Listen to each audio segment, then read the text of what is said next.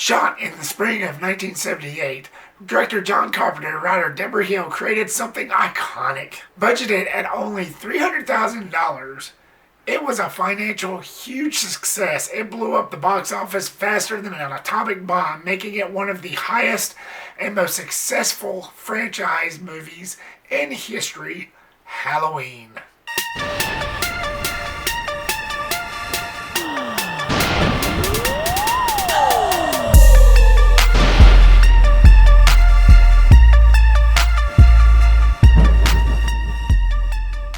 What's up, everybody?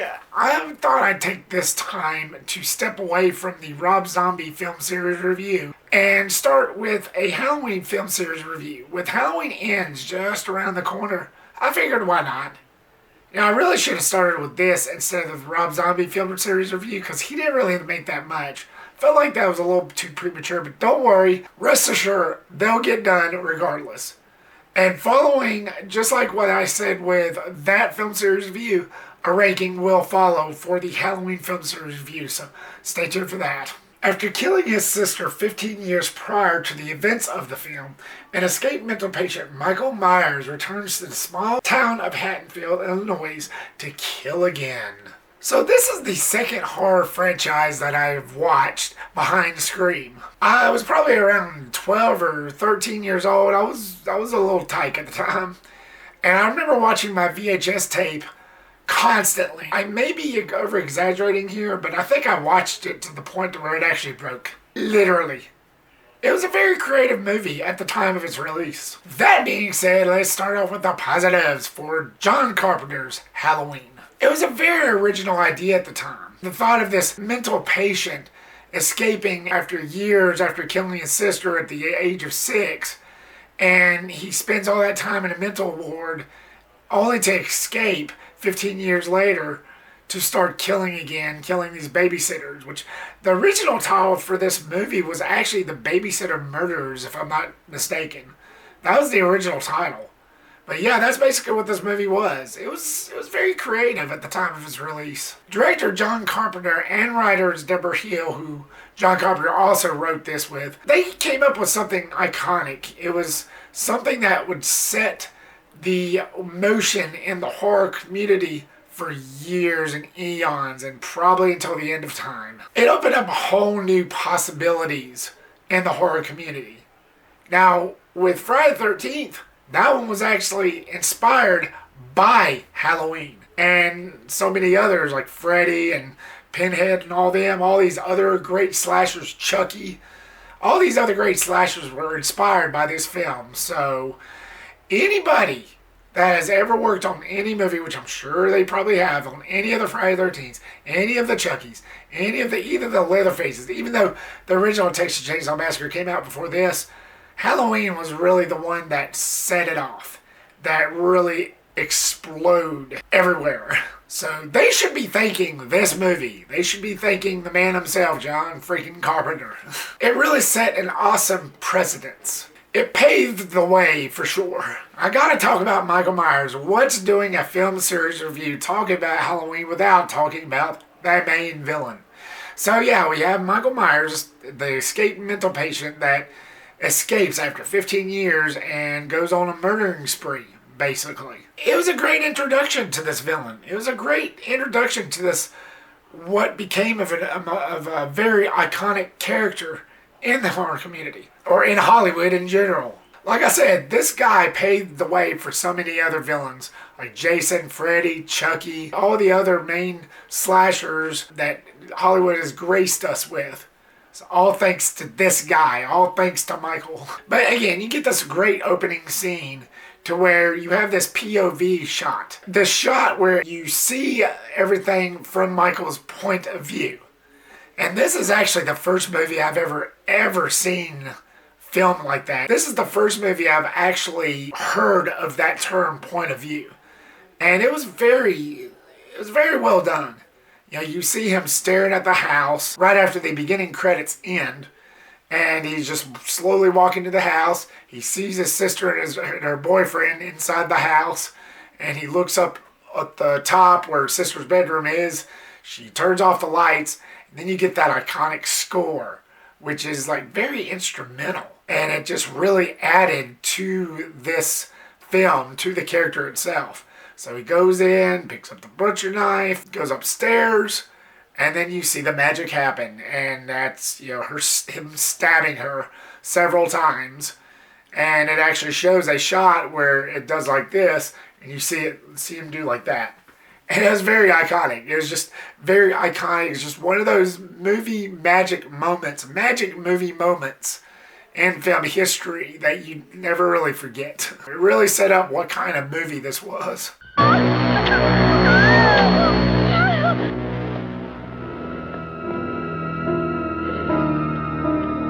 Again, I love the whole POV shot, which a lot of these iconic slashers followed after. Again, thank this iconic character. Thank Michael for all this. All the wonderful many other slashers we have today. Although he's credited as the Shape, which kind of makes sense, because he's one of those characters that appears from the shadows, that lurks in the bushes like a shape. He doesn't really coin the name Michael Myers until later on. Yeah, they kind of call him by name at the end of the first, 5 minutes after he kills his sister. His father rips off the mask and says, Michael? That's all you ever hear the name Michael in this movie. Like I say, it wasn't really until the sequels until they actually name him Michael Myers. And like I said, you got this amazing score that not only you get like these creepy theme songs, but you get the theme itself, the Halloween theme, the one we all know and love today. That every time you hear that piano playing, oh yeah, that's Michael Myers' theme. I mean, you might as well just say it's Michael Myers' theme. It's not the film franchise's theme, it's Michael Myers' theme.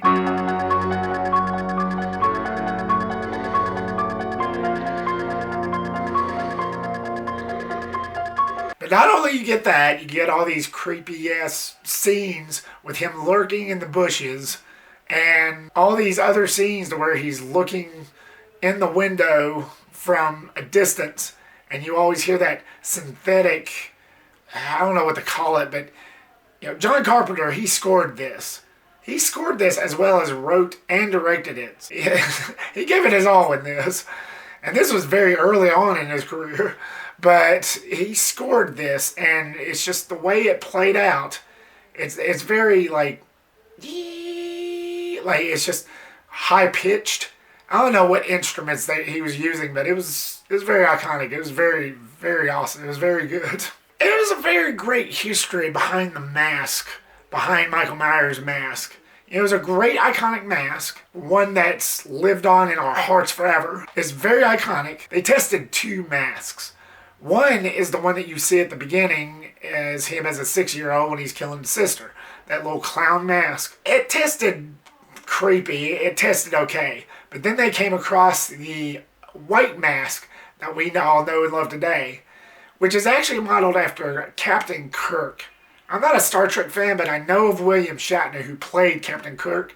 So it's really labeled as a William Shatner mask. And that's who they modeled it after.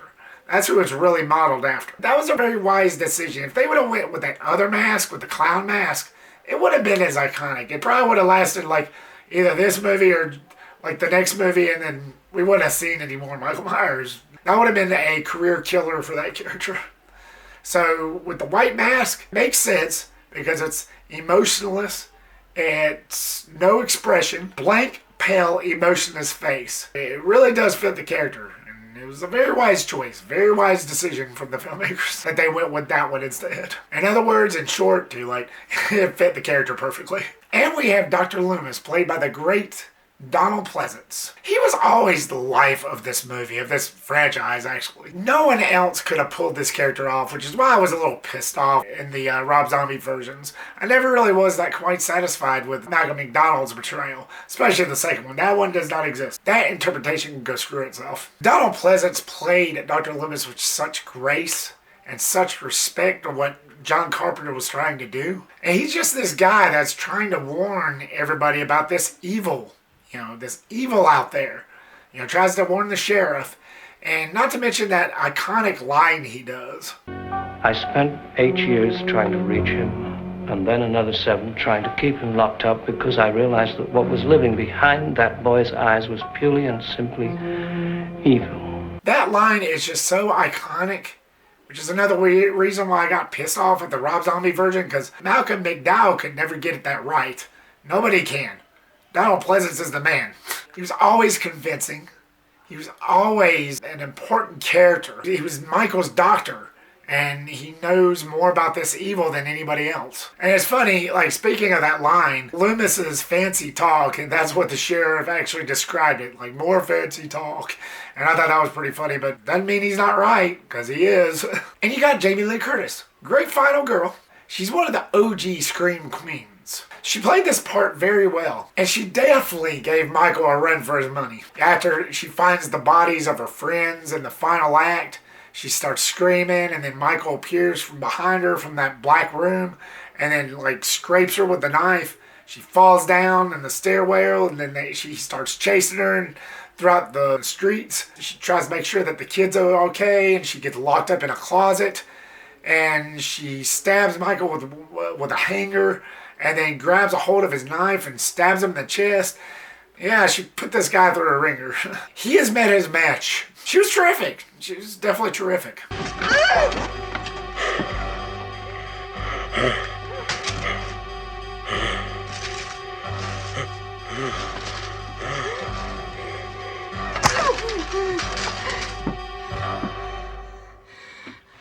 The look and feel was very well done. For a movie that was made on a dime, like, even though this came out in the late 70s, it was only made for $300,000, but it didn't feel like it was made for that little.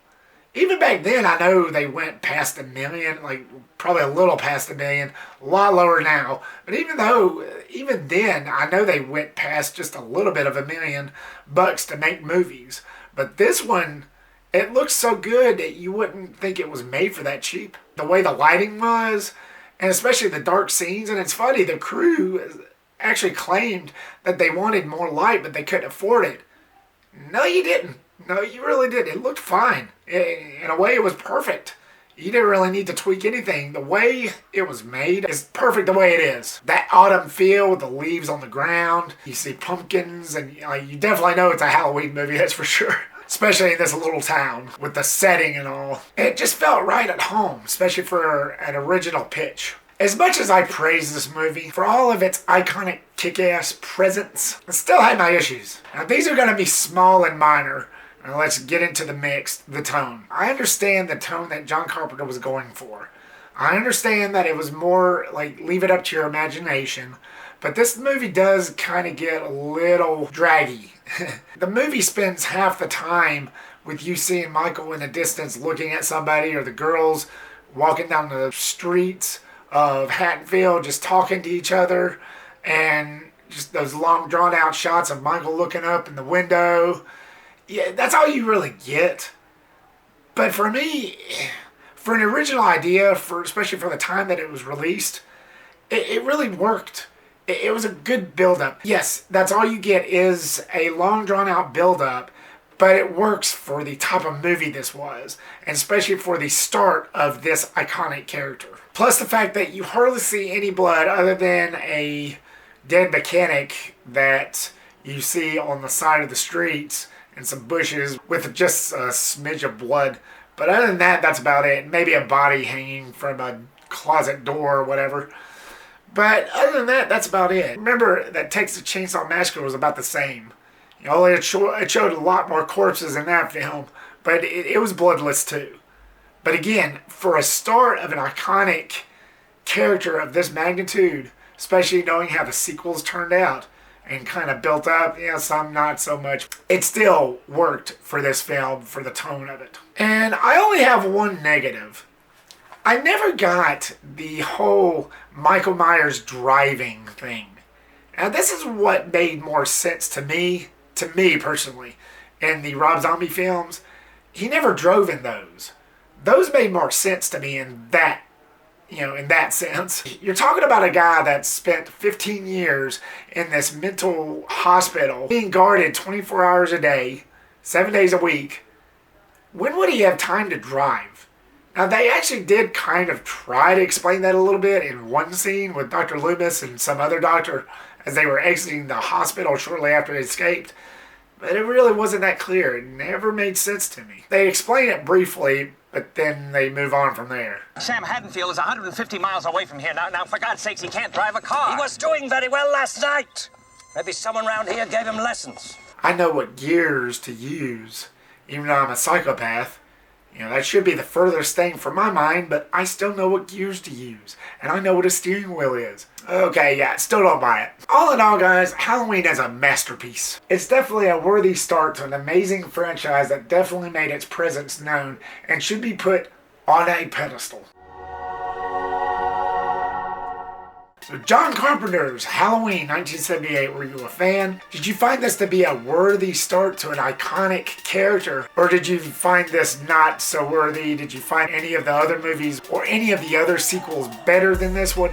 Leave me a comment down below and give me your thoughts. Thank you so much, guys, for watching this video. I really do appreciate it. Like, subscribe, comment, and share the big four. And make sure to click that bell icon so you don't miss a thing.